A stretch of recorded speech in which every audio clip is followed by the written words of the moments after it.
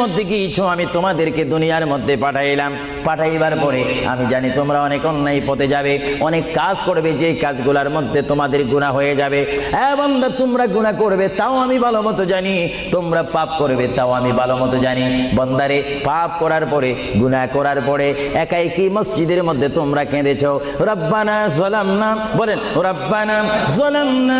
আনফুসানা ওয়া ইল্লাম তাগফির লানা ওয়া তুরহামনা লানাকুনান্না মিনাল খাসিরিন বলে বলে মসজিদে কেঁদেছো, আসরের নামাজ পড়ে কেঁদেছো, যোহরের নামাজ পড়ে কেঁদেছো, মাগরিবের পড়ে কেঁদেছো, এশার নামাজ পড়ে কেঁদেছো।